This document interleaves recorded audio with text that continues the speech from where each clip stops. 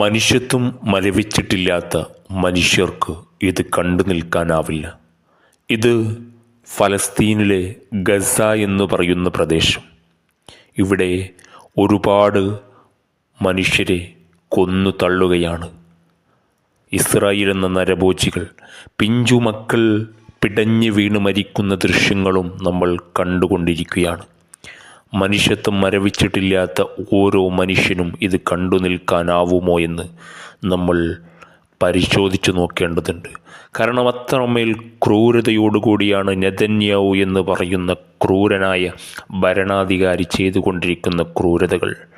അത്രമേൽ നിഷ്ഠൂരമായി ആ പിഞ്ചു ബാലിക മക്കളെ കൊന്നു തള്ളുന്ന സാഹചര്യങ്ങളടക്കം നമ്മൾ കണ്ടുകൊണ്ടേയിരിക്കുകയാണ്. ഇവർക്കൊരു ചരിത്രം പറയാനുണ്ട്. അതായത് ജൂതന്മാരെ ലോകം മുഴുവനും അടിച്ചാട്ടപ്പെട്ട് ഇറക്കപ്പെട്ട് നമ്മൾ കണ്ടല്ലോ. ഹിറ്റ്ലറും മുസോളിനിയുടെയൊക്കെ ചരിത്രം വായിക്കുമ്പോഴും നമ്മൾ കാണാറുണ്ട് ഹിറ്റ്ലർക്കൊരു ചരിത്രം പറയാനുണ്ട്. അതായത് ജൂതന്മാരെ കൊന്നൊടുക്കി എന്നുള്ളത്. അതൊരു പക്ഷേ ഇന്ന് ചരിത്രം എടുത്ത് പരിശോധിച്ച് നോക്കുമ്പോൾ അത് അനിവാര്യമായിരുന്നു എന്ന് തന്നെയാണ് നമ്മളെ സൂചിപ്പിക്കുന്നത്. അങ്ങനെ ആർക്കും വേണ്ടാതിരുന്ന ജൂതന്മാരെ ഇരു കൈകളും നീട്ടി ഫലസ്തീനിലെ ജനത കൈനീട്ടി സ്വീകരിച്ചു ഇവരുടെ മുൻഗാമികൾ.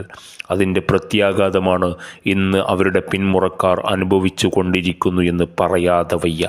അത്രമേൽ ക്രൂരതയാണ് ഇസ്രായേൽ നരഭോജികൾ ചെയ്തുകൊണ്ടിരിക്കുന്നത്. എന്തിനു വേണ്ടിയിട്ട്? പിറന്നു വീണ മണ്ണിൽ ജീവിക്കാനുള്ള അവകാശത്തെ പോലും ചോദ്യം ചെയ്ത് ആ മണ്ണ് ഒരു കാലത്ത് മുൻഗാമികൾ കൊടുത്തു പോയ ആ സ്ഥലം അവർക്ക് വേണമത്രേ. അതായത് ഈ ജനിച്ചു വീണ മണ്ണിൽ ജീവിക്കാനുള്ള അവകാശങ്ങളെപ്പോലും ചോദ്യം ചെയ്തുകൊണ്ട് ഇസ്രായേൽ നരഭോജികൾ കാണിക്കുന്ന കൊടും ക്രൂരതയ്ക്കെതിരെ പ്രതികരിക്കേണ്ടതുണ്ട്.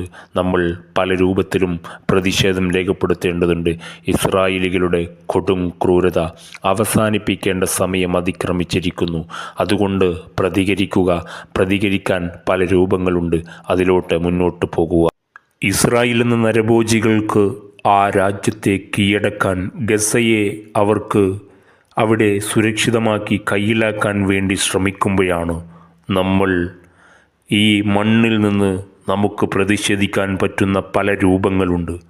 അള്ളാഹു നൽകിയ കഴിവുകളാൽ ശബ്ദം കൊണ്ടോ ഗാനം കൊണ്ടോ അല്ലെങ്കിൽ ചിത്രം കൊണ്ടോ അല്ലെങ്കിൽ സാമ്പത്തിക സഹായം കൊണ്ടോ നമുക്ക് പ്രിയപ്പെട്ട ഗസയിലെ ജനതയോടൊപ്പം ചേർന്ന് നിൽക്കാൻ സാമ്പത്തികമായി സഹായം നൽകിക്കൊണ്ടും ഇസ്രായേലിൻ്റെ കൊടും ക്രൂരതയ്ക്കെതിരെ പ്രതിഷേധങ്ങൾ രേഖപ്പെടുത്തിക്കൊണ്ടും നമുക്ക് പ്രിയപ്പെട്ട ഗസയിലെ മക്കൾക്കും